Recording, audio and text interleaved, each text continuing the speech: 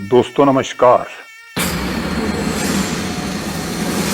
मैं के पनगोत्रा एक बार फिर आपसे मुखातिब।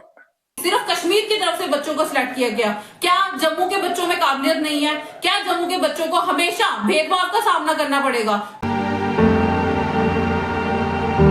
जिन्हें लोगों की झोलियां भरी भरी वोट दिते, जिन्हें वो लग्या कि साड़ी आवाज बनी है, ये लोगों में आने, लेकिन वो चुप्पी साधिए बैठे हैं। जो जम्मू का नौजवान है जिन्ना भी, और वो नौजवान अज बेचारा अज सड़कें च खज्जल है, पढ़ी लिखी है, अज उनकी ओवरेज हुई है, लेकिन पिछले 5-7 साल ना कोई उनके वास्ते नौकरियां आई ने।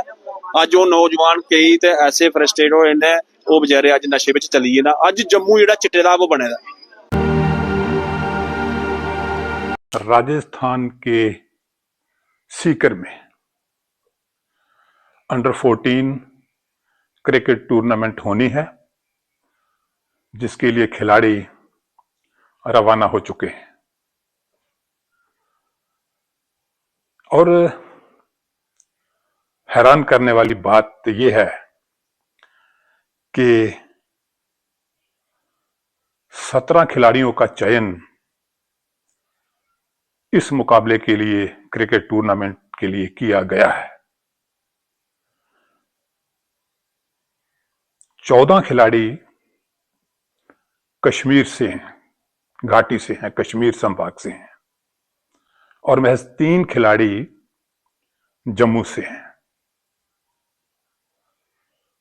खिलाड़ियों की तरफ से सवाल उठ रहे हैं, सूबा जम्मू के खिलाड़ी। हमारे इतने काबिल स्पोर्ट मिनिस्टर हैं, खानदानी मिनिस्टर हैं, लेकिन फिर भी उन्हें ये सब बातें बाद में पता चली कि हम इसके ऊपर कार्रवाई करेंगे। अब कार्रवाई करने से क्या होगा? समिति चयन करती है और प्रतिभा को मद्देनजर रखा जाता है। ठीक है, सवाल चयनकर्ताओं पे नहीं, प्रतिभा पर भी नहीं, तो फिर क्या मान के चला जाए कि अंडर 14 क्रिकेट मुकाबले में, जो कि सीकर राजस्थान में होना है, जम्मू के युवा प्रतिभा विहीन है, टैलेंट नहीं है उनमें। जम्मू सूबा के 17 में से अगर 7-8 खिलाड़ी होते, चाहे वो हिंदू होता, मुसलमान होता, सिख होता, कोई भी होता, जम्मू का होता, कोई इतराज नहीं था। लेकिन इतराज की बात यह है कि 17 में से 14 खिलाड़ी कश्मीर के हैं। अब इससे पहले संतोष ट्रॉफी फुटबॉल के खिलाड़ियों का चयन, 23 खिलाड़ियों का चयन किया गया है। सारे खिलाड़ी कश्मीर से हैं। चयन हुआ है प्रतिभा के आधार पर, यानी ना फुटबॉल में और ना ही अंडर 14 क्रिकेट में। जम्मू के पास टैलेंट ही नहीं है।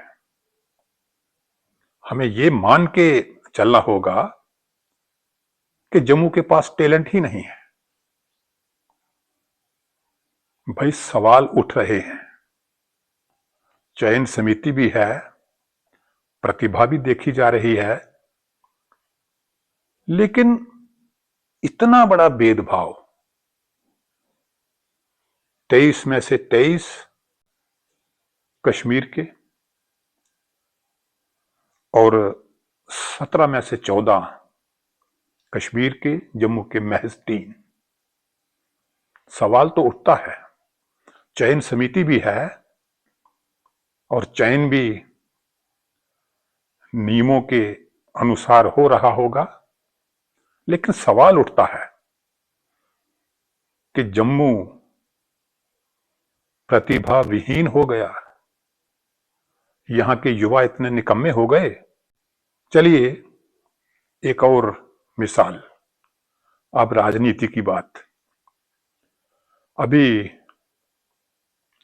नवंबर के शुरुआती दिनों में ही कांग्रेस के जिला अध्यक्षों का चयन हुआ, नियुक्तियां हुई। अब बारी है जम्मू कश्मीर के अध्यक्ष की। कांग्रेस की बात करें, संगठनात्मक ढांचे की बात करें, जम्मू सूबा के जिला अध्यक्ष जो हैं वो कह रहे हैं कि पिछले 10 सालों से कांग्रेस अध्यक्ष कश्मीर घाटी से रहे हैं। अब कांग्रेस अध्यक्ष जम्मू सूबा से होना चाहिए, और अगर नहीं तो 2 अध्यक्ष होने चाहिए, एक कश्मीर से और एक जम्मू से, जैसे एनसी के निसार असलम वानी और रतनलाल गुप्ता जम्मू के। कांग्रेसी मांग कर रहे हैं, वहां भी जम्मू वर्सेस कश्मीर। उनको भी लग रहा है कि कश्मीर जम्मू के ऊपर हावी है, खेलों में कश्मीर जम्मू के ऊपर हावी, राजनीति में भी कश्मीर जम्मू के ऊपर हावी। अध्यक्ष कश्मीर से रहते हैं, कश्मीर जम्मू पे हावी रहता है। अब यहां भी ये सवाल जम्मू वर्सेस कश्मीर उठने लगा है।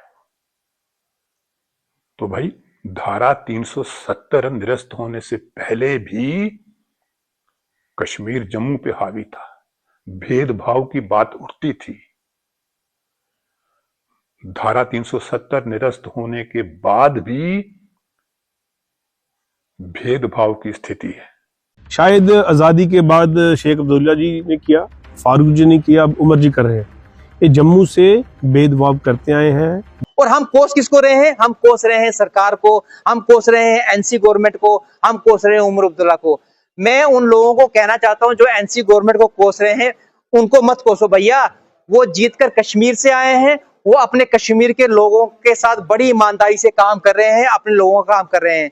अगर कोसना है तो यहाँ के एमएलए को कोसो, जो 29 एमएलए बने हैं, जो अपने लोगों के हितों की रक्षा नहीं कर पा रहे हैं। तो फिर हमारे जो प्रोग्रेसिव फोर्सेस हैं, जो कहते हैं कि जम्मू कश्मीर यूनाइटेड रहना चाहिए जैसे पहले था, इसके 2-3 हिस्से नहीं होने चाहिए, तो फिर अगर ऐसी परिस्थितियां हैं राजनीतिक तौर पर भी, खेलों संबंधी भी, और अगर हम बात करें धारा 370 निरस्त होने के पहले से, तो नागरिक सचिवालय में कश्मीर का दबदबा दिखाई देता था। तो ये वो खास परिस्थितियां हैं जब जम्मू वर्सेस कश्मीर दिखाई देता है। ऐसा क्यों दिखाई देता है, ये बड़ा सवाल है। क्या अब भी कश्मीर जम्मू पे हावी है? तो हमारी जो मौजूदा उमर अब्दुल्ला सरकार है, उनको इन बातों का जवाब देना चाहिए कि क्या जम्मू प्रतिभा विहीन है? क्या जम्मू के पास टैलेंट नहीं है? यही खास कारण है जिनके कारण आजकल, या कहो कि पहले भी, हमेशा एक मांग उठती है कि जम्मू को एक अलग राज्य बना दिया जाए। तो दोस्तों, मेरा कहने का मकसद सिर्फ इतना है कि अगर भेदभाव की ऐसी मिसालें सामने ना आए तो कौन जम्मू प्रदेश को अलग करने की मांग उठाता है? ऐसी चीजें पैदा होती हैं तभी मांग उठती है।